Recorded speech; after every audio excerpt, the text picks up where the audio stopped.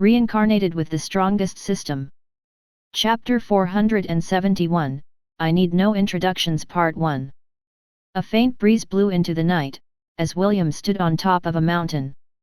His clothes fluttered in the darkness, unseen by the two moons and the stars that were currently out of sight.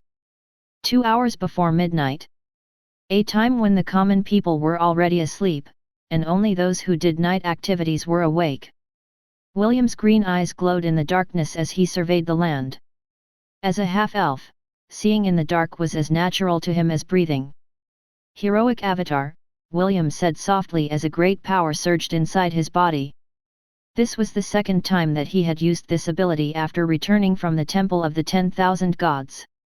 When he was in this form, he felt that the world was within his grasp. It was quite unfortunate that limitations had been placed on this ability, otherwise, William would have already stirred up a storm within the Zealand dynasty. He plucked up a few hairs from his head and lightly blew on them, sending them flying in the breeze. A moment later, 7 clones who looked exactly like him landed by his side. Each of them pulled out a small golden metallic rod from their ears, which increased its size until they became as long and thick as William's wooden staff. Each of them pointed their staff in different directions. Their targets were the 4 teleportation gates that were nearest the border of the Hellan kingdom. Quick shot war art, fusion form. Blitzer railgun. Inside the Zealand royal palace. Tomorrow, the vanguard will start their advance, Ellador said as pushed a golden elven knight chess piece forward, using a customized wooden rake, on the map in the center of the conference room. According to our estimate, it will take us 3 days to reach the Azure Fortress. From there, we can use the human's teleportation gate inside the fortress, to speed up our conquest of the Hellan kingdom. A/N, Azure Fortress is the name of the fortress that James defended.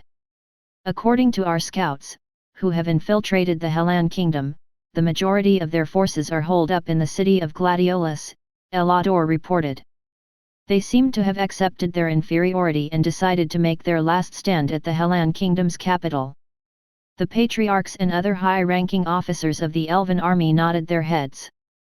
Although their reinforcements had arrived from the Silver Moon continent, Ellador retained his position as the commander of the expedition. Meaning, he had complete command of the 3 million-strong Elven army. With such a powerful army at his disposal, only the Creator Empire remained a threat to them within the southern continent. Also, aside from the Elven reinforcements, one more guardian from the Silver Moon continent appeared to aid them. It was none other than the Golden Elder Dragon, Escalar. 2 peak myriad beasts, and 1 pseudo-demigod. They were the trump cards of the Elven army. Because of these 3 guardians, that would serve as the overseers of the Elven conquest, the patriarchs and the Elven officers felt at ease. This was also why they allowed Ellador to keep his rank as commander, and allow him to command the Elven reinforcements. With such powerful beings by their side, the conquest of the Hellan kingdom was mere child's play. I heard that you have faced the Saintess Sun. An intimidating presence within the room asked. What is he like? Escalar, the ruler of the dragons in the Silver Moon continent, stared at Ellador with a pressure that was enough to make the Elven commander uncomfortable. The Elder Dragon was currently in a humanoid form, but his draconic features stood out among the elves that were gathered inside the conference room. Did you not hear me? Escalar asked because Ellador seemed to have frozen in place after he had asked his question. Your Excellency, the pressure you are radiating is too much for him to handle. Shafel stood up and bowed respectfully to the Elder Dragon. Escalar frowned before suppressing the pressure that overflowed from his body.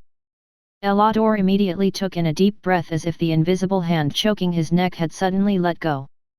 After regaining his breath, he respectfully bowed to answer Escalar's inquiry. I have met the Saintess Sun in a battle near the sanctuary of the Minotaur race, Ellador replied. I believe that he is the strongest among the prodigies here in the southern continent. So, you're saying that you lost to him, right? Yes. Ellador didn't dare to lie in front of one of the guardians that had protected the Silver Moon continent. Also, he was afraid that the elder dragon would punish him due to the death of his beast companion, the silver dragon, Dioldrios. How strong is he? Escalar asked. Is he really so strong that he managed to defeat not only you, but Dioldrios as well? Ellador could feel his cheeks burn due to the shame and embarrassment he was experiencing. Right now, all the high-ranking members of the Elven expedition were gathered, including Princess Eowyn. When I fought against him, he had the power that is equivalent to a saint, Ellador replied. Perhaps he used a forbidden ability to temporarily raise his strength to its limit during our fight. Because of this, my partner, Dioldrios, met his end. A smirk appeared on Escalar's face as he corrected Elander's explanation. Dioldrios is not dead. Escalar stated. Ellador looked at the elder dragon in shock as he tried to feel the connection between him and his beast companion. However, the connection was no longer there, which made him frown. Your Excellency. He's not dead. Escalar repeated. However, I also can't feel his presence. It is as if he has disappeared from this world. The only thing I can think of is that he has been taken to some place, like a domain, that blocks my detection abilities. Ellador suddenly felt hope because, if his beast companion was alive, re-establishing their connection was only a matter of time. The Elven commander thanked Escalar profusely for the news that he had shared with him. Escalar briefly nodded as he crossed his arms over his chest. He could still remember the human hero, Maxwell, during that great battle against the demon race. It pained him that Maxwell's son had been cast away into the human lands, instead of being raised in the Elven continent. However, as an elder dragon, he didn't like to interfere with the affairs of the elves. This was why he had turned a blind eye to their schemes to invade the human lands. The reason he had accompanied them on this venture was to personally see what kind of young man Maxwell's child grew up to be. If he is really a promising youth, then I'll choose one from my brood and make them partners, Escalar thought. Doing so will also ensure his safety from the elves. I'd like to see if any of these stuck-up elves dare to challenge my decision. While Escalar was busy trying to find the perfect dragon partner for William, the door of the conference room suddenly burst open. Sir! It's an emergency, an elven guard looked at Ellador with anxiousness. Calm down, Ellador ordered. Don't you know that this is an important meeting? How dare you barge in here and treat it as a common tavern? The elven guard finally regained his composure when he noticed the stares of everyone in the room. However, this composure lasted only for a brief moment when he remembered his purpose for coming to the conference room unannounced. Sir! The teleportation gates, the elven guard said with great urgency. Rebels are destroying the teleportation gates along the northwestern border of the Zealand dynasty. 4 of the teleportation gates have already been destroyed, but the rebels are also attacking other places. I'm afraid. Elander's face paled when he heard the elven guard's full report. According to the guard, a giant, golden rod, descended from the sky and obliterated the teleportation gates in the 4 cities near the Hellan border. It's him! Ellador exclaimed. It's the Saint's son. William von Ainsworth. A peal of thunder reverberated through the skies above the capital city of Briar Glen. The Qilin, Eneroo, immediately flew towards the northwestern regions where William had been suspected to appear. Aside from him, no one among the elven reinforcements could travel great distances at the speed of lightning. Finally, you've reappeared. Eneroo gnashed his teeth as he saw the giant golden rod glowing in the distance. I will not let you escape, you bastard of that hateful god. I will tear you to shreds. Chapter 472, I Need No Introductions Part 2. Hold it right there, you damned brat! Eneroo roared as he streaked through the skies like a lightning bolt. William sneered at the Qilin who was rapidly approaching his location. It's not only you who can travel at the speed of lightning, William stated as his entire body exploded in a shower of sparks. He flew towards the east, and Eneroo followed at his heels like a rabid dog out for blood. While this was happening, the other teleportation gates in different cities were being crushed under the massive weight of Ruyi Jingbang. William knew that he was on borrowed time. Every minute that passed was a step closer to losing the power of his heroic avatar. He intended to squeeze every second out of it in order to destroy as many teleportation gates as he could before making his escape from the Zealand dynasty. He didn't bother to engage the Elven defenders who had been woken up in the middle of the night by his antics. Every time he destroyed a teleportation gate, he would immediately fly towards the next location. The William that Eneroo had encountered was one of his clones, and the latter immediately lured the Qilin away from William, and the other clones, to prevent the guardian beast from getting in the way of their mission. William was about to destroy another teleportation gate when a giant fist made of earth blocked his way. The half-elf immediately somersaulted upwards to evade the attack from the ancient golem, Draham. William softly landed on top of a white cloud as he stared down at the 2-meter-tall golem that was looking up at him with a cold gaze. "Hi!" William sneered. "Bye!" William subtly pointed his staff at a direction and silently activated his quick-shot fusion war art. However, at that moment, the earth rose up to enclose him in a dome. The half-elf immediately pointed his staff upwards and disappeared from his location. Draham frowned because it couldn't sense anything in the earth prison that it had created to entrap William. Still, it didn't disperse the spell right away. Instead, it made the prison shrink until it was only 2 meters big. It then used its powerful detection abilities to see if the half-elf was only using a trick to hide his presence. After making sure that the red-headed boy had really not been captured by its earth prison, Draham smashed the earth dome into bits. That was close, William thought as he stood on top of a cloud. He was currently above the dark grey clouds that covered the continent in darkness. The 2 moons of Hestia, and the stars in the sky illuminated his image as he pointed his staff towards the nearest teleportation gate. Now that Eneroo and Draham had arrived at the scene, his unrestricted rampage was nearing its end. "I'll destroy one more before I leave," William thought as he once again merged with his weapon and streaked across the lands of the Zealand dynasty. "Bastard!" Eneroo roared when he realized that the half-elf that he just killed was only a clone. He once again took off towards the sky as he used its powerful senses to find the location of his target. There! Eneroo transformed into a lightning bolt as he headed towards the giant golden pillar that descended from the sky. Although he knew that it might be another clone, he still decided to go. As long as the possibility existed, Eneroo was unwilling to let William go.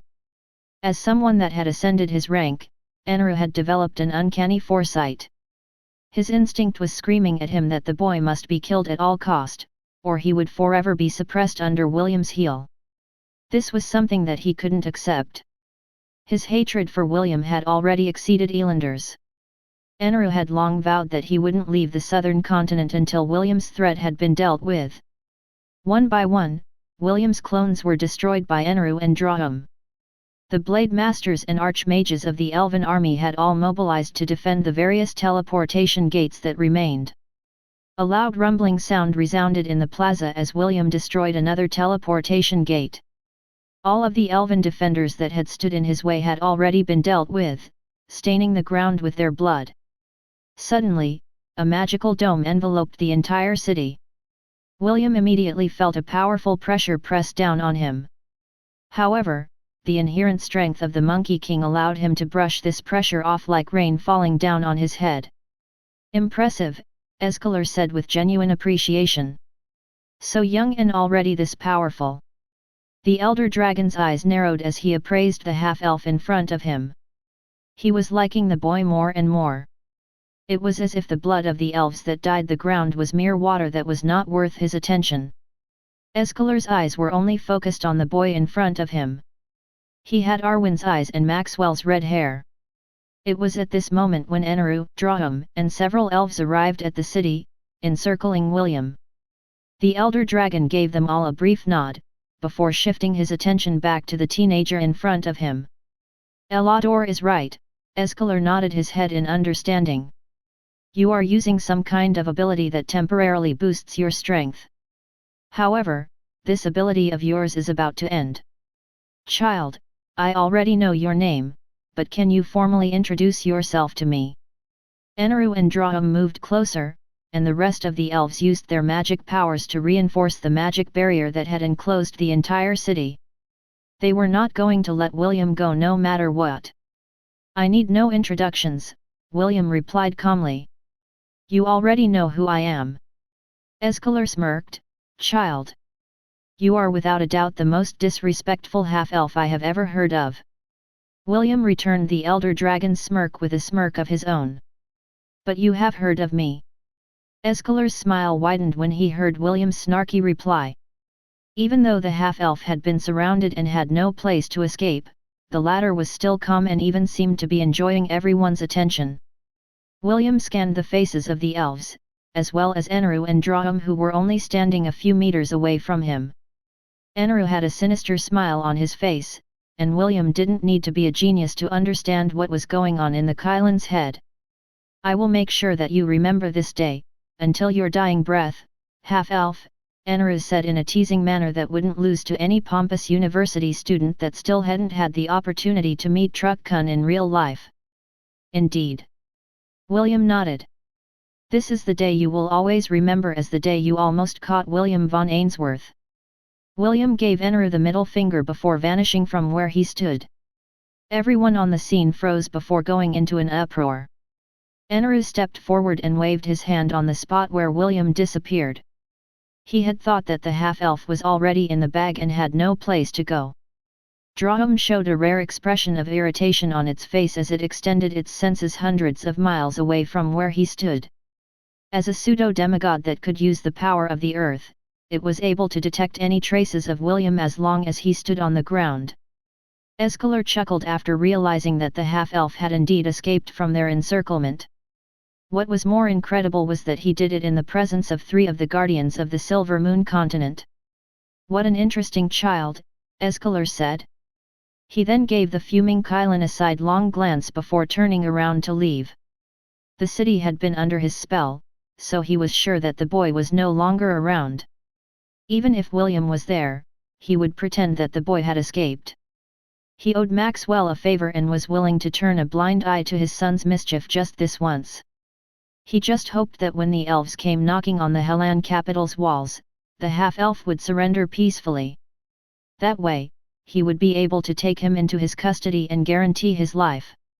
Away from the jaws of the prideful Qilin, who was currently roaring at the sky to vent out his anger.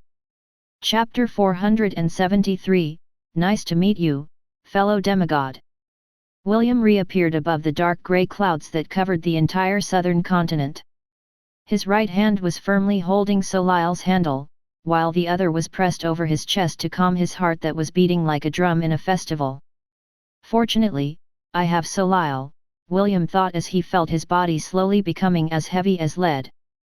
The adrenaline rush had started to recede, and he was slowly feeling the after effects of using his heroic avatar.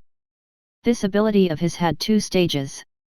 The first one was for him to wield the power of the Monkey King in any way that he wanted. He could stay in this form for an hour at most. The second stage is to summon Sun Wukong to Hestia to fight by his side. If he chose to activate the second stage, the heroic avatar would only last for half an hour. However, Sun Wukong would be able to unleash his full powers without any restriction. Unfortunately, this skill had a very long cooldown. Once William summoned Sun Wukong to Hestia, he wouldn't be able to summon him again for a month. This was William's ultimate trump card because Sun Wukong had the power of a pseudo-demigod. He even wondered if the Monkey King would be able to fight against Draham, who was pretty much invincible, as long as the ancient golem stood on the ground. William merged with Soleil and flew towards the south. He didn't intend to return to the Hellan kingdom right away. The half-elf decided that he would first visit the sanctuary of the Minotaur race. When he was there the last time, he somehow felt that the gate was resonating with him. It was as if the gate would open up to him and allow him to pass, if he wished for it. Halfway through the journey, William decided to descend to the ground to rest. He planned to rest inside the Thousand Beast domain and continue his journey when the sun had risen. However, before everything else, he first contacted his spy who was currently monitoring the events near the city where he had been encircled by the Guardians and the Elven elites. "Ethon," William said softly. "How are things on your end?" "Chirp." The wren chirped happily as it reported that Eneroo had lost his marbles and was currently roaring like there's no tomorrow. William chuckled as the image of the arrogant Qilin, whose face was distorted with rage, appeared inside his mind. "Rest for now and continue your report tomorrow," William ordered. "Inform me once the Elven army starts to move." Chirp. William cut the connection and took a step forward. He reappeared inside the Thousand Beast domain where everyone was waiting for him. "Will." Wendy threw herself at her lover, who had refused to let any of them participate in the destruction of the teleportation gates.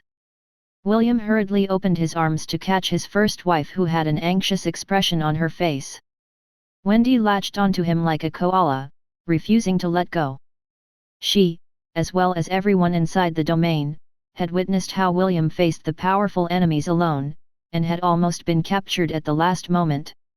William and the system had worked together to create a movie-like projection inside the Thousand Beast domain, to allow everyone to see the battle. The reason why William didn't allow them to participate was due to Eneroo's and Draham's existences. If William was alone, he would be able to escape whenever he wanted to, without needing to worry about the safety of others. Although Wendy, Ash, and Est protested, he didn't budge in his decision. Celine, Kassaganaga, and the other denizens of the Thousand Beast domain also understood that William was right. In the face of absolute strength, all tricks were meaningless. "Are you really all right?" Wendy asked. "Are you hurt anywhere?" The blonde beauty touched William all over. William felt ticklish as his lover's hand wandered over his injuries. Wendy breathed a sigh of relief because, aside from the tears in William's clothes and a few minor bruises, the half-elf was fine. "Heal," Wendy said as she used the power of the life mage to heal William's injuries. A few seconds later, the bruises disappeared and the heavy feeling from the heroic avatar's side effects was washed away by the gentle light that enveloped William's body. "Thank you, Wendy," William said as he kissed her cheek. "You're welcome," Wendy replied. "However, you should rest. Although I healed your injuries, the exhaustion in your body is still there." William nodded. He then faced everyone that had given him moral support from inside the Thousand Beast domain, while he was fighting against the elves and the guardians of the Silver Moon continent. "You have all witnessed what we will be facing in the future," William said with a serious expression. "The Qilin, Eneroo, the ancient golem, Draham, and an elder dragon, Escalar. These three stand at the top of the elven hierarchy, and they are the foes that we cannot beat at this point in time." All the denizens of the Thousand Beast domain had solemn expressions on their faces. They understood that there was no way that they could contend with myriad beasts and a pseudo-demigod, even if they had the numbers. HMP. If only I hadn't regressed during my time of imprisonment, I would have easily stomped that golem under my foot. Kassaganaga stated hatefully. "You? Stomp on a pseudo-demigod?" Psaglov chuckled. "You sure say funny things, Kassaganaga. What's so funny about it? I'm a demigod." "Oh? What a coincidence. I am also a demigod. Nice to meet you, fellow demigod." Kassaganaga stomped its foot in irritation. It could tell that Psaglov didn't believe that it was a former demigod. The rainbow-colored anteater was very tempted to roll up into a ball and flatten the grinning demonic dog like a pizza dough. William chuckled internally, but he didn't say anything. Kassaganaga and Psaglov had, surprisingly, become buddies during their dungeon expeditions in Atlantis. At first, the anteater and demonic dog were at odds against each other, but now, they got along pretty well. He hoped that the beasts he had captured recently would also form bonds with the first residents of his domain and get along with each other as well. "You don't have to worry about the guardians of the elves," William stated. "There will be others who will face them head-on. What you need to worry about is the bulk of the Elven army. They are the foes that we will meet on the battlefield." William paused as he scanned the faces of his lovers, his master, and his knights.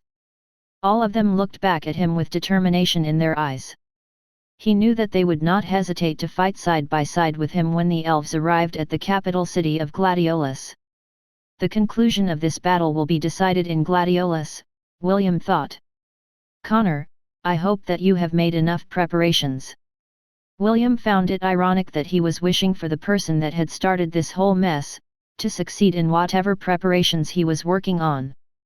Still, the half-elf knew that, even if he gave it his all, he alone would not be able to win this war. He needed Conor and his schemes. Everyone, rest for now, William said with a smile. Tomorrow is a new day, and a new set of challenges awaits us all. He then looked at Urchitu, who was standing in front of the members of the Minotaur race. William didn't tell him about his plan of trying to enter the Gate of Beginnings. He didn't want to raise the giant white ox's expectations. I just hope that my hunch is correct. William clenched his fist in anticipation. King Minos, I pray that I will get the chance to talk to you tomorrow. Chapter 474, The Kind-Hearted Yet Easily Offended Deity of the Sky. Unstoppable Million Beast Charge. Active Skill. When charging towards the enemies, all members of the Herd and King's Legion gain 80% resistance against ranged attacks. When charging towards the enemies, all members of the Herd and King's Legion gain 80% resistance against magical attacks. Each member of the Herd and King's Legion will receive a magical barrier that can endure up to 1 million health points of damage. Any member of the Herd that receives damage that surpasses 1 million health points will immediately lose the effect of this buff. This skill can only be used if the Herd has 1 million or more members. Draham summoned thousands of earth spikes and hurled them at the charging beast army. Eneroo and the Qilins focused their lightning blasts at their target, the red-headed boy riding on the back of the Angorian war sovereign. Escalar gritted his teeth as he reluctantly summoned wind blades to attack, but he didn't target William. Instead, he focused his attack on the other beasts that were leading the charge. A mighty roar erupted from the city of Gladiolus as Jekyll transformed and flew over the city walls. He intended to join William in this charge to fight the Elven army head-on. The Deity had long been holding back and wanted to beat the crap out of Eneroo. If not for the fact that there were other guardians in the Elven army's ranks, he would have already rushed ahead and rampaged to his heart's content. The combined magical attack of the elves, and guardian beasts, bounced off the bodies of the Angorian war sovereigns as they closed the distance. Draham roared as he charged forward with the intention of trampling William and his beast army like ants. However, he had only walked a few steps before he was forced to stop. A black minotaur stood in front of the ancient golem with its arms crossed over its chest. Although King Minos was 3 meters tall, he was like a small bug in front of a 100-meter-tall golem. Even so, the sovereign of the Minotaur race had a calm expression on his face as he hovered in the air. Why don't you pick someone your own size? King Minos challenged before transforming into a 100-meter-tall Minotaur whose presence made everyone tremble. Or is your dignity so low that you can only bully children? Shut up, livestock! Draham shouted. King Minos chuckled and brushed away the ancient golem's taunt. I think the Silver Moon continent has been too peaceful as of late, King Minos commented. A puny little golem like you thinks that it can take on the world by itself. After having the final say, the giant black minotaur grabbed the ancient golem's body and threw him in the air. He intended to fight Draham far away from the two armies because a collision of pseudo-demigods could cause friendly fire. King Minos didn't know if Draham cared for the elves or not, but he cared for his people. The thought of accidentally killing them during his rampage would burden his heart. While King Minos accompanied Draham to a duel, William's army had closed the gap by half. Ella then issued a war cry which further increased everyone's stats by 30%. Conor looked at this scene and clenched his fist. His blood boiled inside his body as he ordered the city gates to be opened. He knew that this was a crucial moment and he couldn't afford to hold back his forces. If William and his army fell in this battle, he would be the one to fall next. The gates of Gladiolus opened and the super soldiers and ash golems surged forward. Conor whistled and a black griffin landed beside him. He planned to join the battle and kill as many elves as he could in order to avenge the person whom he had lost. Callum, I'll leave the city's command to you, Conor said. Callum nodded. Be careful, sir. Conor gave him a brief nod before urging his mount to fly. The griffins and the hippogriffs also took flight and followed him to the battlefield. Over 100 llamasses flew towards the city wall and landed beside Prince Alaric and the freedom fighters. The crown prince mounted the leader of the llamassus and the rest followed. They were not only fighting for the Hellan kingdom, but for their homeland as well. Glory to the Zealand dynasty! Prince Alaric raised his weapon. Glory to the Zealand dynasty! Prince Alaric then pointed his sword towards the Elven army as he, and the members of the freedom fighters descended onto the battlefield. Kill! Kill! Ellador ordered the vanguard to brace for impact as the Elven mages chanted their spells. The volley of arrows by the Elven warriors fired non-stop, but all of these attacks were deflected by the barrier that was protecting the approaching beast army. Raise the barrier! Ellador ordered. It was too late to cast offensive skills because William's army was almost upon them. The Elven mages then unleashed a magical barrier that wouldn't lose to the barrier that protected Gladiolus from Draham's powerful offensive. When the barrier took effect, the elves that were on the front line sighed a breath of relief in their hearts because they weren't confident that they would survive a head-on collision with the beasts that seemed to be immune to any kind of damage. It was at this moment when a powerful shriek, followed by an adorable, yet hate-filled voice reached their ears. The blood eagle, Scottere, descended like a rocket. It was one of the fastest birds of prey that ever existed in the world of Hestia. On its back was a rainbow-colored anteater whose grudge against the elves had burned brightly for thousands of years. I'm rolling. Kassaganaga turned into a rainbow-colored wrecking ball and slammed into the magical barrier of the elves. To the elves' disbelief, the place where the little anteater slammed its body cracked. Soon, this crack widened and spread across the magical barrier. If you refuse to stop your daydreams, then I will shatter it, Kassaganaga declared. Just like what happened thousands of years ago. I came here today to break all of your delusions. I'm rolling. The magic barrier shattered into countless pieces as the deity of the sky rolled like it did thousands of years ago. The rainbow-colored rolling calamity. The kind-hearted, yet easily offended, deity of the sky who held grudges. The one and only, Kassaganaga. I am possible! Shafel exclaimed as the barrier disintegrated in front of him. Ellador froze for a brief moment before he gave his next order. Brace for impact! Ellador shouted. The vanguard hurriedly summoned their shields and braced for impact. All the elves gritted their teeth as the ground trembled under their feet. The rumbling sounds of millions of hooves and paws created a deadly symphony that was similar to the rumbling of thunder. Time seemed to slow down, as Ellador watched the Angorian war sovereign, that was in front of the charge, lower its adamantium-reinforced horns to bulldoze its way towards the Elven formation. He watched as the elves and forest wolves in front of the army crashed into the comrades behind them as the unstoppable beast charge's momentum carried them backward. Blood sprayed into the air as William's King's Legion mercilessly trampled all those who stood before them. Chapter 475, Go and welcome our guest. Morning came and the elves finally finished tallying the damages that they had suffered under William's hands.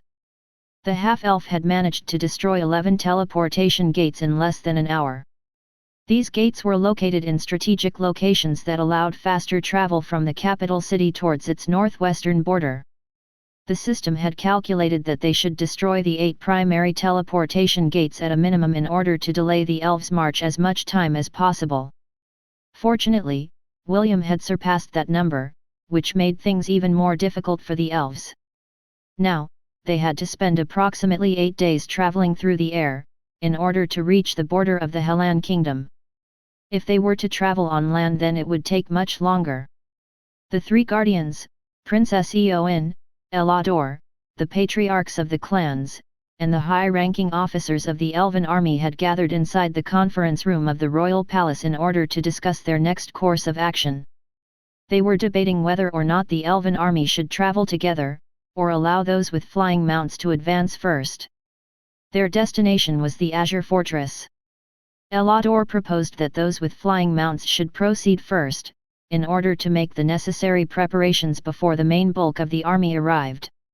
Some agreed to this proposal, while others didn't. "I think it will be safer if the army traveled together," one of the Elven commanders said with a serious expression.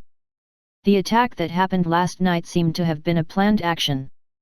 Although the reports say that the attacker was only a single person, that didn't mean that he didn't have any allies to serve as reinforcements."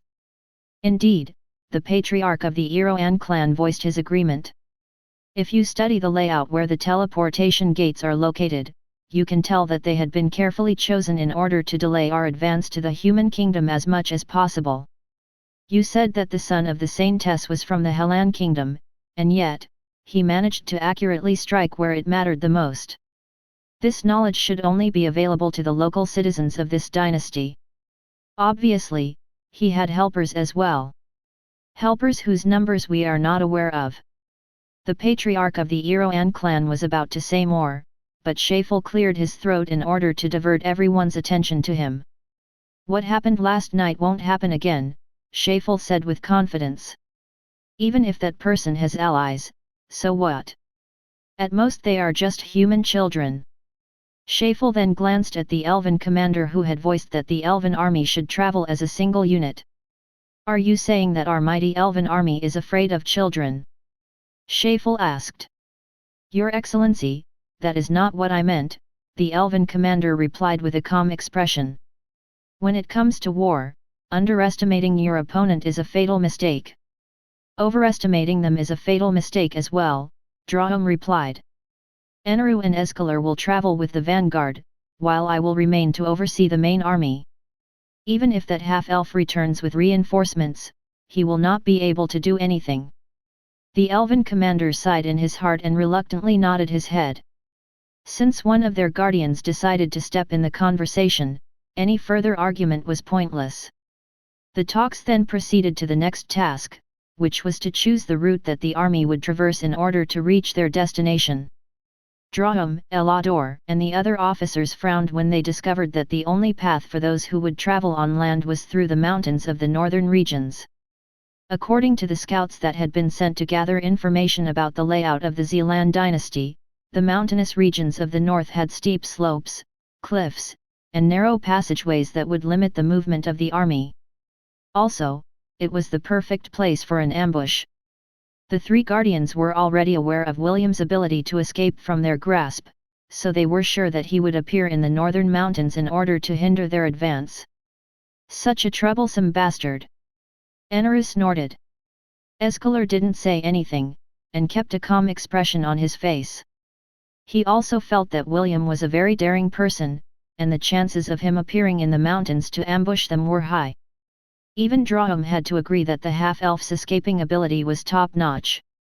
Even after it had scanned the lands hundreds of miles away from where they cornered William, it didn't yield any results. This discovery had led to another debate about which was the best solution for their problem. "I think it is best that the army travel together." Princess Eowyn voiced her opinion since no one else could decide what to do. "There is safety in numbers, and we are not familiar with the layout of the land," Princess Eowyn stated.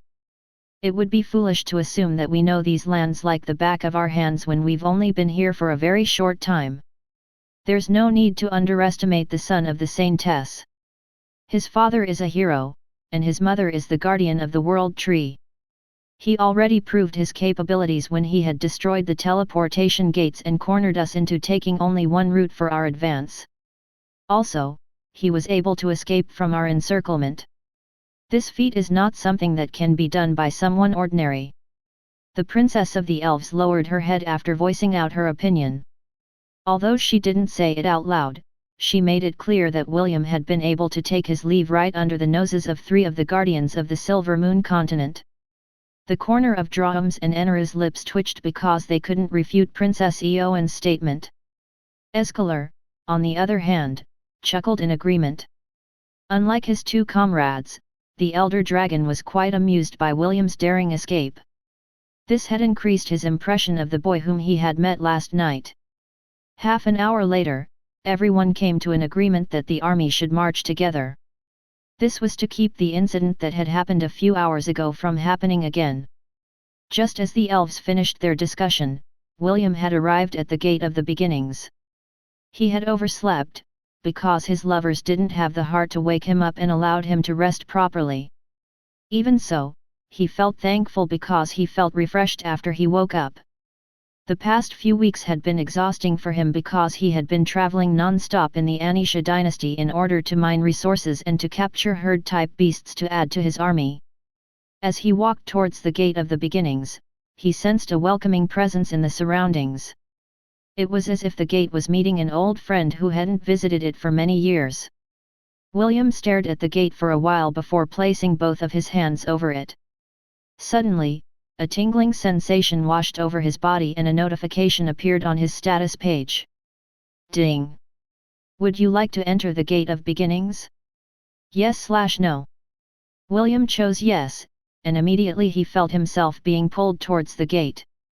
Soon, he found himself in what seemed to be at the end of a tunnel, staring down at a massive maze in the distance. Urchitu, William said softly. A portal appeared beside the half-elf and a giant white ox stepped out of it. Urchitu had a shocked expression on his face when he saw the entrance of the labyrinth, which would take them towards the palace of King Minos where the Minotaur race resided. Unbelievable, Urchitu muttered. To think that you could pass through the Gate of Beginnings despite the powerful seal that was placed on it. Urchitu looked down on the half-elf beside him with genuine admiration. Just how did you do it? Urchitu inquired. William scratched his cheek because he also didn't know how he did it. What he didn't know was that the Gate of Beginnings had been made by David, to protect the Minotaur race from those who wished them ill. Since he was the one who made it, it was only natural for his chosen disciples to be able to enter it as well. Do we need to traverse that maze before we can meet your king? William decided to change the topic and asked a question. Urchitu got the hint and nodded his head in acknowledgement. Since William didn't want to talk about it, then he wouldn't force the issue. Yes, Urchitu replied. Beyond this maze lay the Ashen Ward Palace, the stronghold of the Minotaur race. William could sense the pride in Urchitu's words as he said the name of their palace. The half-elf could tell that the giant ox had missed his home after being unable to return due to his current circumstances. Well then, let's go, William said with a smile. If possible, I would like to have an audience with your king. Can you take me to him, Urchitu? Urchitu nodded his head as he lowered his hand to pick up William. He then placed the shepherd on his shoulder as he walked towards the entrance of the maze. The Minotaur race knew the route of the maze by heart, and none of them could get lost in it even if they wanted to.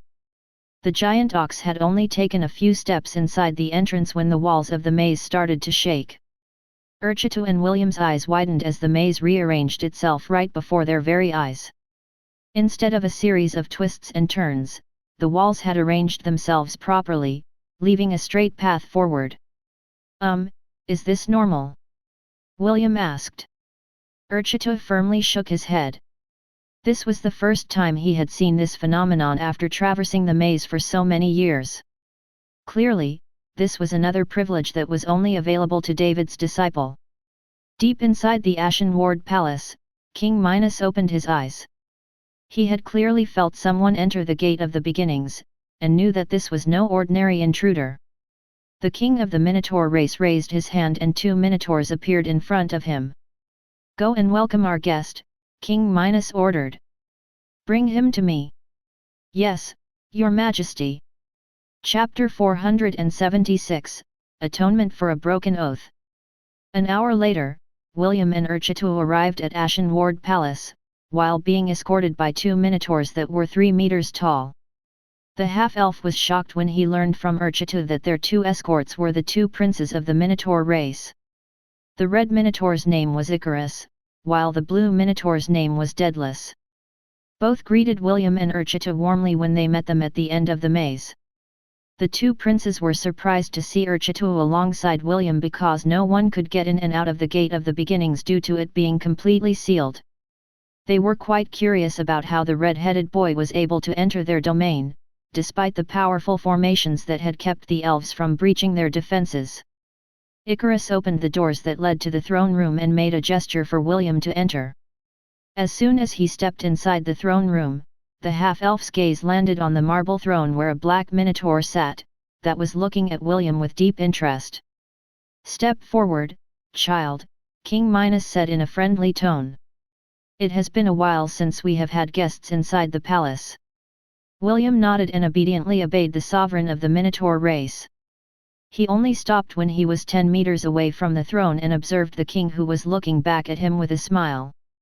"I see, so you are a disciple of our eternal guardian." King Minos' smile widened after he confirmed his suspicions. The king of the Minotaurs stood up, and walked down the steps that led to his throne before stopping 2 meters away from William. Just like Icarus and Daedalus, King Minos was 3 meters tall and radiated a powerful presence. Although he felt that it was disrespectful to do so, William wasn't able to stop himself from using his appraisal skill to check the Minotaur King's information. King Minos, sovereign of the Minotaur race. One who was favored by the gods. Creator of the Code of Laws. Threat level, SSR+. Pseudo-demigod. Can be added to the herd. Success rate, 0.0001%. King Minos is the mighty sovereign of the Minotaur race. He has watched over and protected the Zealand dynasty from those who wished to conquer its lands. Blessed by great strength and intellect, he created the code of laws that allows him to bend the rules of reality to do his bidding for a brief period of time. Just like his ancestors, he pledged his eternal loyalty to the god of shepherds, which granted him this favor. There are very few beings, alive or dead, that were capable of stopping his charge in the battlefield. William gulped after reading King Minos' information. At first, he thought that the king of the Minotaurs was only a peak myriad beast like the myriad ant queen of the Anisha dynasty. He didn't expect that the Minotaur in front of him was already a pseudo-demigod similar to the ancient golem, Draham. "Child, it's not good to pry into the secrets of others without their permission," King Minos said. "At least, this is true for beings such as myself." William felt embarrassed because his act had been discovered. He hurriedly bowed his head and apologized to the Minotaur King, who was looking down at him with a devilish smile. "I'm sorry, Your Majesty," William replied as he bowed his head. "I wasn't able to stop my curiosity." King Minos chuckled as he walked back towards his throne. He only wanted to confirm something, so he approached William at close quarters. After verifying his hunch, he once again sat on his throne and eyed the red-headed boy with a calm expression on his face. "Did you come to our sanctuary out of curiosity, or do you have a purpose for coming?" King Minos inquired. William nodded. He then explained the current situation of the southern continent to everyone present in the room. Icarus and Daedalus frowned after hearing William's story.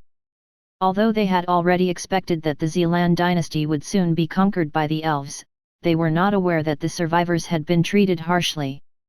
Icarus even roared in anger when he heard about the ash golems born from the remains of the survivors that had been thrown in a fiery pit. William, too, felt anger when he heard this from Ezio. After torturing the survivors to their deaths, their bodies were then used as tools to create golems to aid the elves in war. This was a very inhumane thing to do, but the elves did it because they treated the humans as an inferior race. After listening to William's narration, King Minos remained seated on his throne. He still had a calm expression on his face, but there was a subtle hint of killing intent that flashed briefly in the depths of his eyes, before disappearing completely. "Ariadne, have you heard everything?" King Minos asked. "Yes, Your Majesty." The door of the throne room opened and a lady with long, dark brown hair walked inside with a serious expression on her face. William looked at the newcomer, but found himself hard-pressed to focus his attention on her. She was like the reflection of the moon on the surface of the lake that disappeared whenever a stone was thrown onto it, creating ripples that destroyed its image. This was what was currently happening to William. No matter how hard he tried, he simply couldn't retain the image of the lady in his memories. He couldn't even remember what she looked like. Ariadne ignored William's focused stare as she stood a few meters away from the red-headed boy. "The time is near, Your Majesty," Ariadne said. "The decision lay in your hands." King Minos nodded as he shifted his attention back to William. "Did you come here to ask for my help?" King Minos inquired. "Yes, Your Majesty," William replied. A long silence descended on the throne room. Icarus, Daedalus, Erchitou, and Ariadne waited patiently for King Minos' decision. No matter what choice he made, all of them would obey his decree. "Right now, the members of our race are in a weakened state," King Minos said after a 5-minute silence. "Also, the Gate of Beginnings will not open for 2 years. If you can solve these 2 problems, I will agree to aid you twice." King Minos stared straight into William's eyes as if probing him if he was capable of solving the obstacles that prevented their race from honoring their oath to the god of shepherds. "I don't know if I will be able to cure the Minotaur race from their weakened state. However, I think I have a way for you to leave this place without opening the Gate of Beginnings," William replied. "As long as you are able to overcome these 2 conditions, we will honor our pledge to fight by your side," King Minos stated. "I can only say that I will do my best, Your Majesty." "Good. You can start now. Icarus, Daedalus, bring him to Spearhorn Haven." "Yes, Your Majesty." The 2 Minotaur princes led William and Erchitou to the place where the Minotaur race were currently resting. After the doors of the throne room closed, King Minos' gaze landed on Ariadne, who was looking back at him with a serious expression. "Are you sure about this?" Ariadne asked. King Minos nodded. "Many will die," Ariadne stated. "Yes." King Minos agreed. "But, this is inevitable. We made a pledge to the Zealand dynasty, as well as to our eternal guardian. We have turned our back on our first pledge, we can't turn our back on the second." Ariadne sighed, as she reluctantly nodded her head. She was the one that had advised King Minos to seal the sanctuary of the Minotaur race to prevent the elves from invading their domain while they were in their weakened state. However, by doing so, they had broken their pledge to protect the Zealand dynasty from those who wished to invade it. King Minos was right. They had already broken their oath once, and had allowed the survivors of the Zealand dynasty to suffer under the hands of the elves. "So be it," Ariadne said firmly. "I will make the necessary preparations." King Minos nodded. "Go. I need time to think." Ariadne gave the king a curtsy before leaving the throne room. King Minos closed his eyes when the 2 doors closed behind Ariadne's back. It had been hundreds of years since he had personally led the Minotaurs to fight on the battlefield. He was not afraid of going to war, in fact he was looking forward to it. They were a race that was born for battle, so fighting alongside William wasn't an issue. His only concern was whether William was capable of resolving the weakness that had currently befallen the Minotaur race. As long as that issue was resolved, he would give his best, to smash the heads of those hateful elves, in order to avenge the lives of the innocent children of the Zealand dynasty, as well as a way to atone and redeem himself from the oath that he had once broken. Chapter 477, and so it begins. "This is the current situation right now," William said with a serious expression. "Sadly, my plan to harass the Elven army in the mountains will have to be cancelled." Conor nodded. "It's fine. Can you give me an estimate on how long it would take for you to finish what you're doing right now?" "The soonest will be a week from now, it might take a little longer though because of their numbers." "Understood.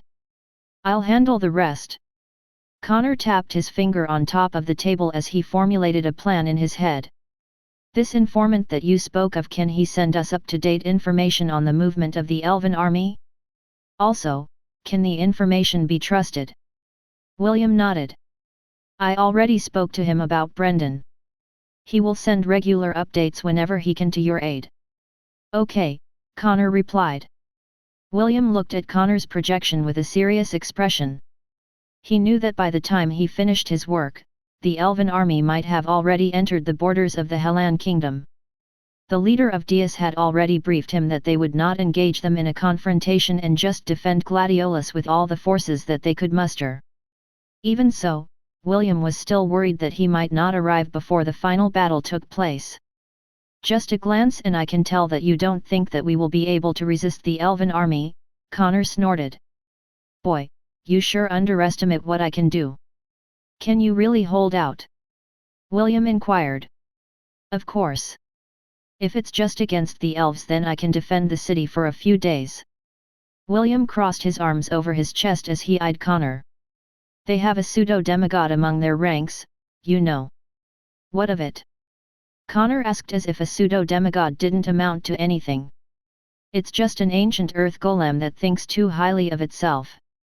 I've long wanted to put it in its place." "Well, if you say so, then it must be true. Just don't take your sweet time and get here before they invade the second defensive wall of the inner city. Once they breach our last line of defense, the fall of Gladiolus is set in stone." William nodded. "I will do my best. If things go south, you can just surrender. I'll take things from there." "Me? Surrender?" Conor sneered. "Surrender is not part of my dictionary, boy.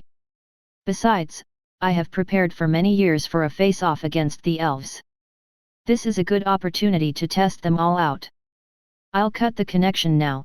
Report to me as soon as you finish King- condition." "Very well. I pray for your success," William replied. Conor nodded and his projection faded completely. William sighed as he gazed at the countless members of the Minotaur race that had gathered to see him. Just as King had said, the members of the Minotaur race were in a weakened state. They could at most only use half of their original strength right now. None of them were in a good condition to fight in a war where the fate of their entire race was at stake. "Sir William, everything has been prepared," Icarus said. "We can start anytime." William gave the Minotaur prince a brief nod before going to the center of the city. It is where he would meditate and channel his powers to help dispel the weakness that had plagued the entire Minotaur race. Meanwhile, high above the skies of the Zealand dynasty, the blood eagle, Scotare, flew in the direction of the Hellan kingdom at full speed. William had given him an order to visit Draham in the Qilin mountains. There was something that he needed to confirm with the demigod, who seemed to have predicted that things would turn out the way they did. Also, William wanted to confirm the type of help the demigod had promised him. Right now, he didn't want to hear any vague answers. What he wanted to know was what concrete action Draham would take in order to aid him in this war against the elves. The members of William's herd and legion had redoubled their efforts in increasing their ranks, while training inside the Atlantis dungeon.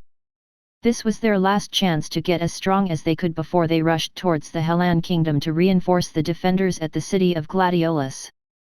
William took a deep breath as he sat cross-legged at the center of Spirehorn Haven, where all the members of the Minotaur races, including their young, had gathered. He summoned his wooden staff and laid it on top of his legs, before closing his eyes to meditate. Soon, a gentle breeze washed over those who were near him. The power within William's body started to overflow and resonate with the wooden staff in his hands. A minute later, a golden circle expanded around William's body. Slowly, but surely, it grew in size as it began to encompass everyone that was near him. This process required a lot of concentration on William's part and an endless supply of magical energy. Fortunately, the place where he was sitting was directly on top of a ley line that contained tremendous magic power. King had given him permission to tap into this vast magical power and help the Minotaurs regain their strength.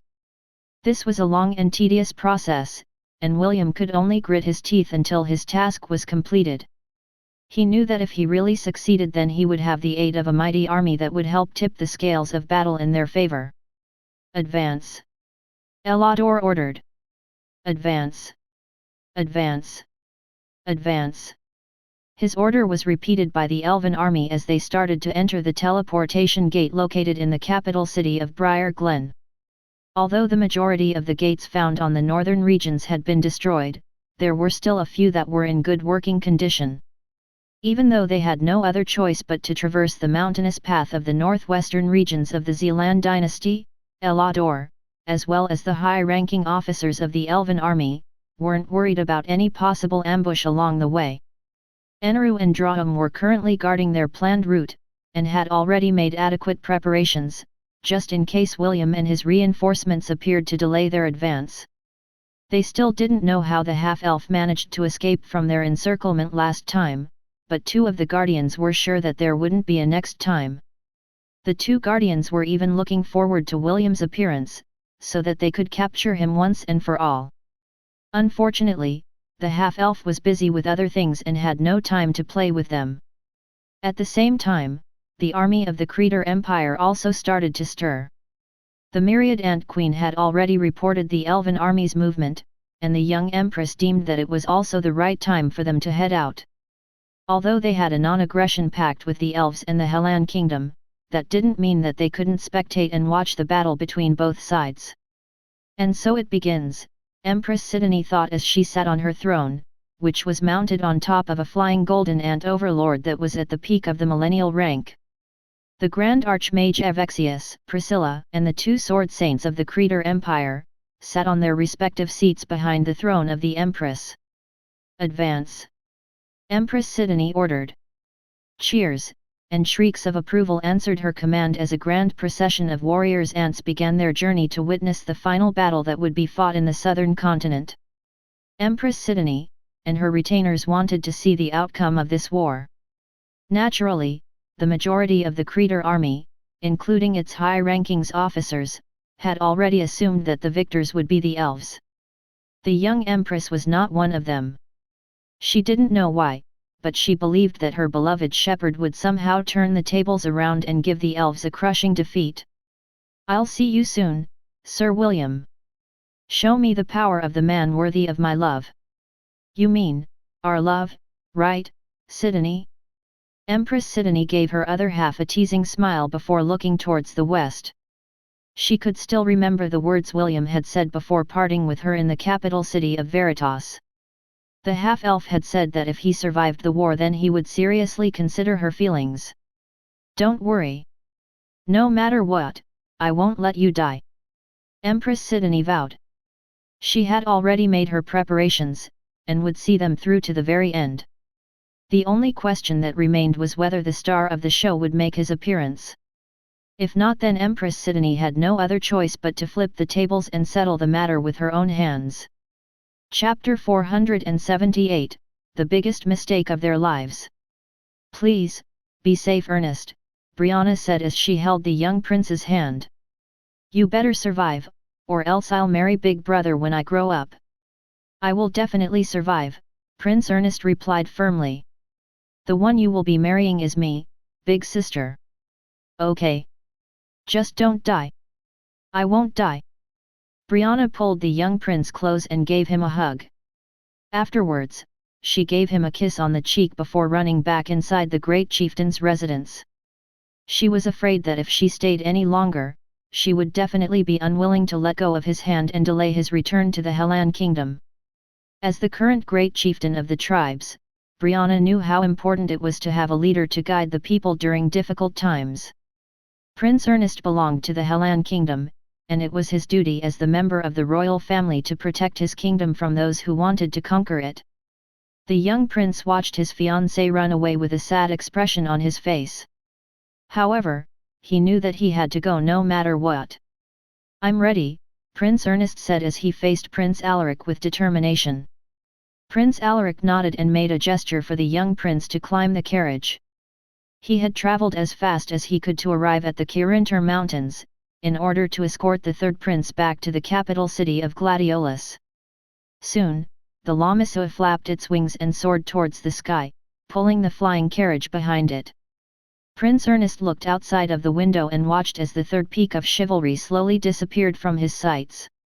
He didn't know when he would be able to see Brianna again, or if he would get the chance to see her again. "I won't die," Prince Ernest said softly. "I promise." Prince Alaric pretended that he didn't hear the young prince's words and closed his eyes to sleep. He hadn't been able to sleep for the past few days due to constant worrying about whether he could convince the prince to come with him. Fortunately, Prince Ernest loved his kingdom, and readily agreed to his request to return to the Hellan capital. According to Conor, there were certain things that only members of the royal family could do. Just like William, Prince Alaric didn't like Conor because he was the one responsible for all of this mess. However, he had no choice but to cooperate with him for the time being in order to fight against the invaders that had occupied the Zealand dynasty, and forced him to flee to distant lands. Their journey back towards the city of Gladiolus would take at least 4 days. Prince Alaric hoped that in those 4 days, the elves would still be far away from the walls of the city. That way, Prince Ernest could use the rights of the royal family, and disable the teleportation gates in the Hellan kingdom. This would give them a few more days to prepare their defenses, and evacuate the survivors who didn't have the ability to participate in the war.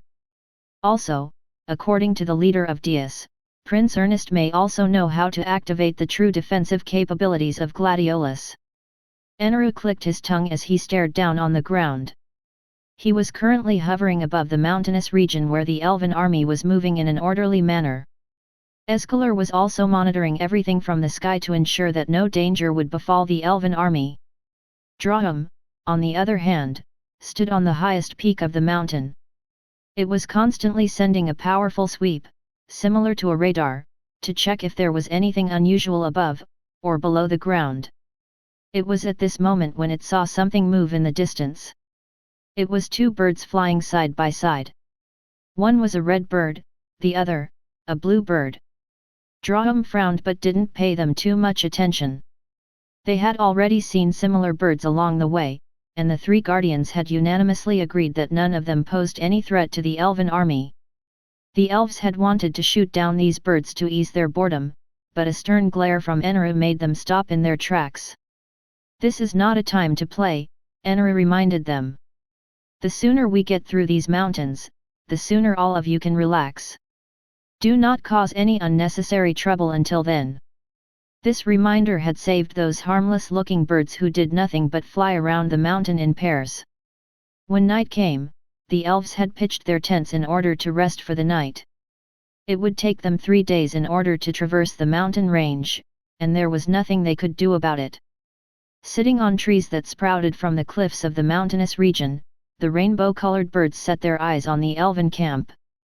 They were waiting patiently for an opportunity to make their move. The rainbow-colored birds knew that they only had one chance, and one chance only. Once they executed the plan, all the elves, as well as the 3 guardians, would move to wipe them out. The next day. This is the day you will always remember as the day you almost caught William von Ainsworth. Eneroo and Draham rushed in the direction where they heard the arrogant voice of the half-elf, who they had wanted to torture for a long time, come from. Escalar also wanted to follow, but the 2 explicitly told him that he was to guard the Elven army while the 2 of them were away. The moment the 2 guardians left their post, several rainbow-colored birds flew in the air and sneakily flew over the peak of the mountain. When they arrived at their destinations, they embedded several exploding crystals in the crevices along the mountain range. Once their duty was completed, they flew away as if they were just sightseeing in the mountains. The Elven army was currently having their lunch and had stopped their advance. The rainbow birds decided to take this opportunity to play a trick on them to divert the attention of the guardians who had been constantly guarding their surroundings. The one that imitated William's voice was the red bird, B1. It made sure to raise the volume of its voice as high as it could, and allowed the echo of the mountain to carry it towards the location of the elves. It hadn't even been 10 seconds since it shouted before Eneroo arrived at the scene. The red bird was smart enough to prepare berries beforehand to be used as props for his act. Eneroo scanned the surroundings while the red bird ate its berries. Draham appeared not long after and did the same. B1 didn't dare to do anything suspicious and just enjoyed its lunch just like any ordinary bird. "Did you find him?" Draham asked. "No," Eneroo replied. "That bastard has a way to instantly disappear even if he is trapped inside a magical barrier. The only way to capture him is if we take him by surprise." Draham nodded because it agreed with Eneroo's statement. The ancient golem then glanced at the red bird that was busy eating the berries it had collected. Eneroo also gave the bird a sidelong glance before returning to the elven encampment. As a myriad beast of the lightning element, he had the ability to see through disguises. The bird was a beast, and not a half-elf in disguise. Since he knew this, he didn't give the red bird a second glance and left it alone. Draham, on the other hand, gave the bird a long and steady stare. Only when B1 was about to choke on its berries did the ancient golem merge with the ground and return to the peak of the mountain to continue its vigil. William sighed when the ancient golem had finally left B1 alone. The rainbow birds had successfully planted the exploding crystals in key locations along the mountain range. Although he wasn't sure if his plan would work, there were no downsides to giving it a try. The second night, when the elves had just settled down to rest, an arrogant voice once again echoed in the mountain, only this time, it taunted the guardians who were keeping watch over the army. "Eneroo, how does it feel to lose your two whiskers? Don't worry, I will not tell anyone how the protector of the Creator Empire used your face to wipe the floor of the royal palace like a piece of rag. Man, if that were me, I'd probably die of embarrassment and shame if others were to know about it." Eneroo roared as he turned into a lightning bolt to charge in the direction where the voice came from. Draham didn't sit idly either and followed its comrade. Escalar sneakily followed the two, leaving the elven army behind. Half a minute after the three guardians left, a loud explosion erupted at the peak of the mountain, sending rocks tumbling towards the elven encampment like a raging tide. All the elves had woken up due to the explosion and scrambled to brace themselves for impact. However, before the rocks could annihilate a portion of the elven army, a dome of earth appeared to shield them from harm. Draham appeared at the scene with its arms crossed over its chest. It had only pretended to leave the encampment earlier, according to the plan that he and Eneroo had spoken beforehand. Both of them were not stupid, and they could easily tell that they were being lured away from the elven army on purpose. Since that was the case, they had secretly discussed a plan about what to do if the same thing were to happen again. After the avalanche had been dealt with, Eneroo returned to the scene carrying a red bird in his hands. He gave Draham a nod, and the latter turned its head to gaze at the birds that were currently resting near the crevices of the mountain. "Nice try," Draham said as it clenched its fist. Immediately, earth spikes flew in the air and pierced the bodies of all the birds in the surroundings. The birds exploded after they had died, leaving nothing behind. Eneroo raised the red bird in his hand and stared at it in a teasing manner. "Any last words?" Eneroo asked. "F***ck off." B1 replied as it summoned a green bottle from its inventory. As soon as the bottle appeared, it then immediately detonated itself at the same time. A powerful explosion took place and an irritated Eneroo roared in anger. Although the attack of that magnitude couldn't cause him any serious injury, it still managed to give him first-degree burns because the explosion happened at point-blank range. The acid that William had created through alchemy was strong enough to melt the bodies of Class D creatures without any problem. Since Eneroo was a myriad beast, it didn't have much of an effect on him, but the rainbow bird's detonation amplified the effect of the acid and made it strong enough to kill a Class B beast. "I will kill you." Eneroo wasn't able to stop himself from roaring towards the sky in anger. "I swear on my true name that I will kill you, William von Ainsworth." Eneroo's hateful roars summoned a thunderstorm in the sky. Soon, lightning flashed and thunder rumbled in the heavens. He had repeatedly suffered under William's hands and was on the verge of losing his rationality. Draham and Escalar had no doubt in their minds that even if they chose to take the boy under their custody, the Qilin would do everything in his power to kill him. "Child, I don't know if I should praise you, or mock you for your stupidity." Escalar sighed in his heart.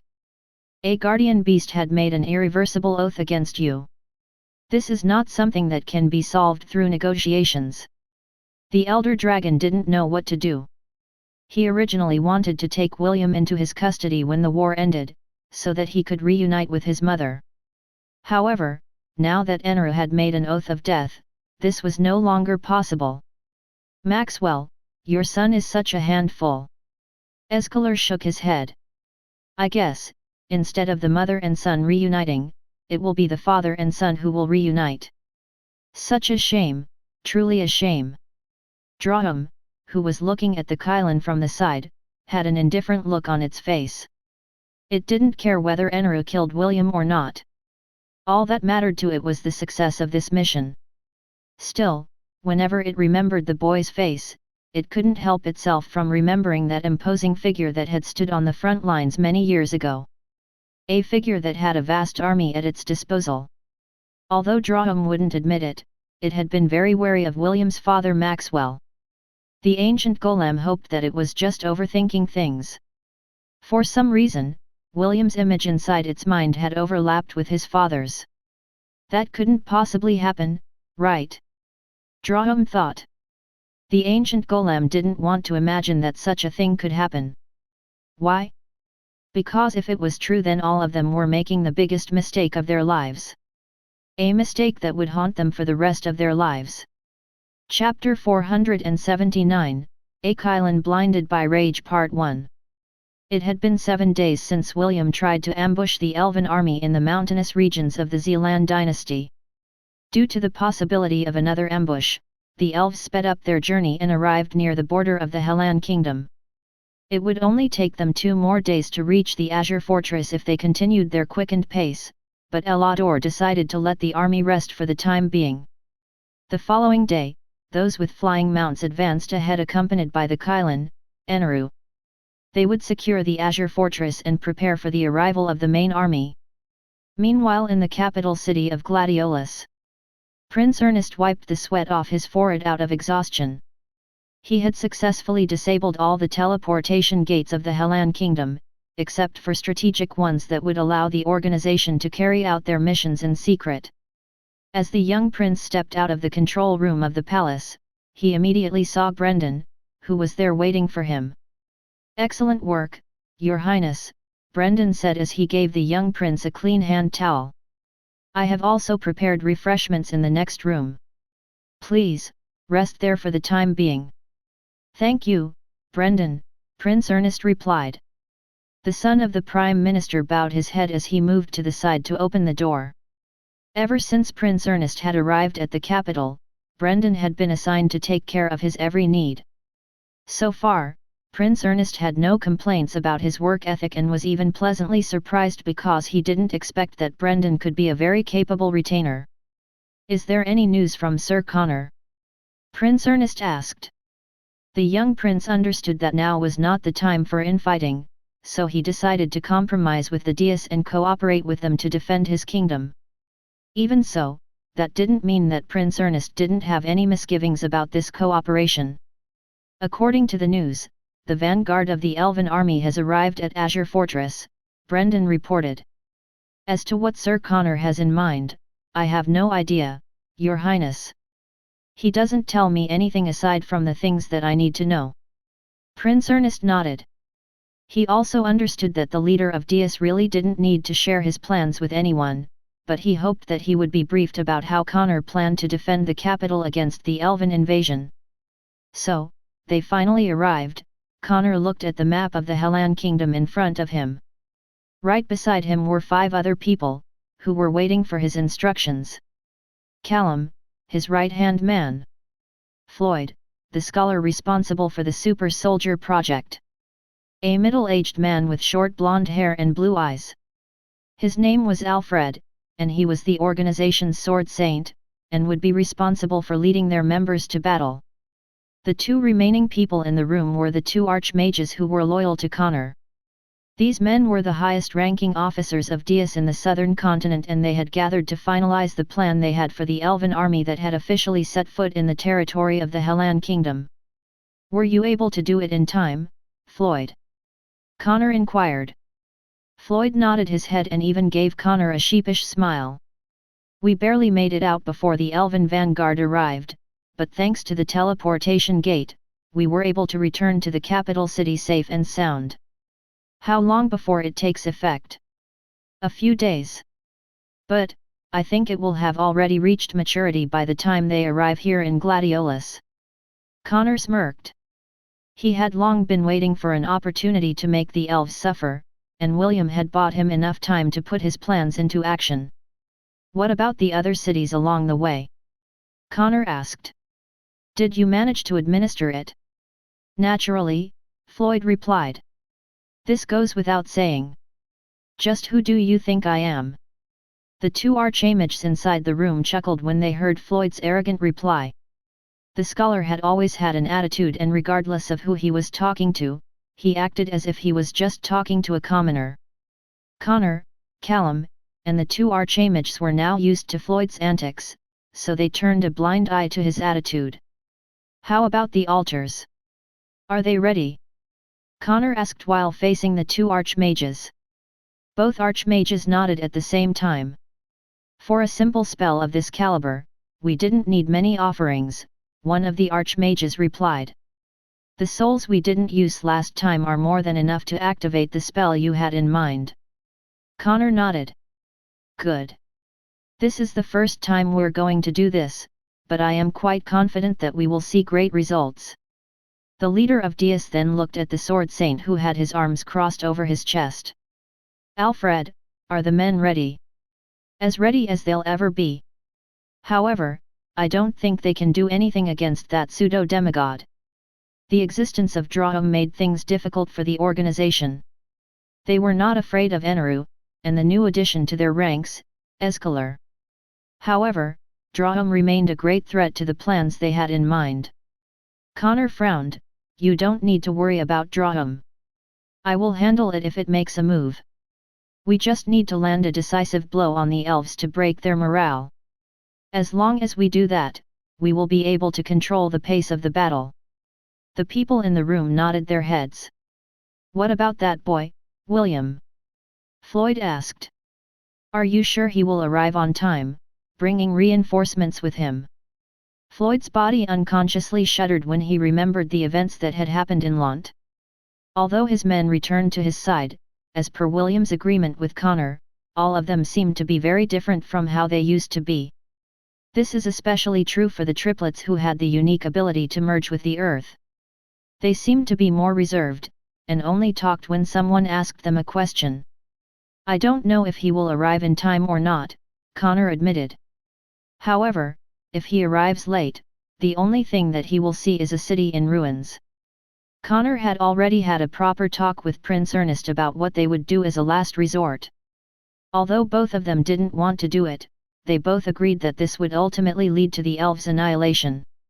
"According to my estimate, they will arrive at the capital in 10 days, Conor stated. "Of course, if a certain Qilin decides to attack us on its own, then we will have no choice but to put it in its place. I doubt Eneroo will be that stupid to face us on his ow." A hateful roar reverberated in the air, followed by a powerful explosion. The men in the conference room exchanged glances before hurrying to leave the room. A few minutes later, Conor stood outside the palace as he stared at the Qilin who was currently fighting against a Deity. The two beasts wrestled in the air, vying for supremacy. Conor sneered because he didn't expect that Eneroo would be stupid and arrogant enough to dare to challenge him on its own. What he didn't know was that Eneroo was merely scouting ahead and checking the defenses of the Hellan capital. Also, he wanted to know if the irritating half-elf was present in the city. He had made a blood oath against William and he was keen on ripping him to shreds. However, before he could even call out the boy's name, Jekyll had appeared out of nowhere and engaged it in combat. If it was the usual Eneroo, he would have definitely chosen to flee and regroup with Draham and Escalar. However, right now, he was so blinded by rage that he decided to vent out some of his anger on Jekyll. The two myriad beasts fought tooth and nail in order to kill each other. While this was happening, Conor was already making his arrangements on the ground. Although he expected that there was a chance for Eneroo to appear, he didn't expect that the arrogant Qilin would really arrive to serve himself up on a silver platter. Chapter 480, A Qilin Blinded by Rage Part 2. Jekyll lashed out with his tail and sent the Qilin tumbling hundreds of meters through the air. Eneroo then transformed his body to a lightning bolt and shot towards the dark grey clouds in the sky. Soon, these clouds darkened, followed by peals of thunder and flashes of lightning. "Where is that bastard half-elf?" Eneroo roared as he summoned a thunderstorm over the capital city of Gladiolus. "Come out and face me! William von Ainsworth!" Jekyll looked at the enraged Qilin in disdain. "Have you no shame? Challenging a child? Why don't you pick someone your own size?" "Shut up, Doughty! Bring that bastard boy over, and I'll spare your dog's life." "Spare my life? Ha! Keep your daydreams for when you're asleep." The Doughty flew towards the Qilin with the intention of pulverizing his face. However, Eneroo zigzagged in the sky and passed him, flying directly towards the city of Gladiolus. Eneroo opened his jaws and a concentrated ball of lightning appeared. He was planning to use a lightning blast in order to devastate the city and force the half-elf out of his hiding place. Conor stood with his arms crossed over his chest before he raised his hand. "Now, Prince Ernest!" The statue of the goddess Astrid, that stood in the center of the city, glowed. The sword that was pointed at the sky shimmered as a faint layer of light appeared to cover the city. Eneroo saw it, but didn't bat an eye and unleashed his most powerful move, which was strong enough to wipe out an entire city. Gigavolt Breaker! A thunderous explosion ensued as the lightning blast collided with the layer of protection that enveloped the city. Instead of cancelling the attack, the barrier absorbed the magic power behind the Qilin's attack and transferred it to the tip of the sword of the goddess statue. Blood seeped out of the corner of Prince's Ernest lips as he channeled the overwhelming power that was meant to destroy the city of Gladiolus. He was currently seated on a white throne that controlled all the special functions of the Hellan kingdom. His small hands balled into fists as he endured the pain that racked his entire body. When the full attack of Eneroo had been properly absorbed, the sword on the statue's hand turned golden. "Time for you to have a taste of your own medicine," Prince Ernest said internally as more blood flowed out of the corner of his lips. He then looked at the projection of the Qilin in front of him as he punched his right fist forward. Immediately, a 100-meter projection of a golden knight appeared over the city of Gladiolus. It then raised the golden sword in its hand and prepared to strike down the arrogant Qilin that had dared to challenge its sovereignty. Eneroo, who had been raving out of anger, shuddered as he felt a powerful force locked his body in place. He struggled in order to break free from the invisible shackles that bound him because he had a feeling that if he didn't manage to flee now, he wouldn't be able to do so for the rest of his life. "Face the retribution of the divine, and bow to our goddess will," Prince Ernest roared. Heaven's fury! The Golden Knight slashed its sword with a vengeance towards the Qilin whose body shone like a bright star. Jekyll had already retreated hundreds of meters away the moment the Golden Knight had appeared. He was a chimera beast and the divine power that overflowed from the golden statue was enough to tell him that he would lose his life if he got caught in the path of its attack. Eneroo roared at the same time that the blade slashed over his body. A crisp sound reverberated in the air as a bloody claw-tipped arm fell from the sky, followed by a peal of thunder. Prince Ernest fainted as his body fell back on the white throne. Blood had stained his clothes and tears slid down his face. The attack was too much for a mortal child to handle, and he received serious injuries from forcefully carrying it out. Brendan immediately ran to his side and shouted for help. He could feel that the young prince's heartbeat was growing weaker. If a cleric didn't appear in time, Prince Ernest's life would scatter in the wind. Jekyll unceremoniously grabbed the bloody arm from the ground and ate it. He chewed it loudly as if he was taking his time to enjoy his meal. Too bad the bastard managed to escape, Jekyll thought as he swallowed the food in his mouth. Still, he won't be able to recover from that anytime soon. Serves him right. Conor recovered himself as the intense light dimmed and surveyed the surroundings. This was the first time that he had seen the rumored divine strike of Gladiolus, and he was awed by how powerful it was. Even so, he also felt regret that the Qilin managed to escape. Whenever a myriad beast died, a pillar of light would appear on the spot where it lost its life. Since a pillar couldn't be seen anywhere, it meant that Eneroo was barely able to survive the attack that should have ended his life. Purple blood rained down from the sky, as Eneroo flew towards the Azure Fortress. His right arm had been completely chopped off, and blood flowed out of several wounds that could be seen all over his body. Eneroo panted as he flew back towards the Azure Fortress. His current state was completely different from the arrogant Qilin who thought that it could bring down the Hellan capital before the Elven army arrived. He didn't expect that the city of Gladiolus had this kind of countermeasure to protect itself from powerful beings such as himself. Fortunately, he didn't know that this counterattack couldn't be used repeatedly, because it cast a heavy burden on whoever was seated on the white throne that controlled the defenses of the city. At most, this attack could only be used once in a person's lifetime. If the person was lucky enough to survive, a second attempt would without a doubt end his life. The Qilin couldn't use his powers to travel at the speed of lightning because the divine power had suppressed his power. Aside from that, the attack had a lasting side effect that caused his beast rank to regress. Instead of an imposing myriad beast at the peak of his powers, Eneroo had fallen to the rank of a millennial beast at its peak stage. However, he could still recover his rank if he recuperated for a decade, something he had to wait to do until he could safely return to the Silver Moon continent. In order to preserve his life, he used a forbidden skill and sacrificed his right arm, cutting it permanently from its body. This arm would also need a decade to regrow, and no amount of healing or restoration potions could mend it completely. "It's all your fault," Eneroo said hoarsely. "This is all your fault." A strand of red thread descended from the sky and penetrated the Qilin's body. Eneroo was too injured, and too occupied with his thoughts to notice the changes that had happened around him.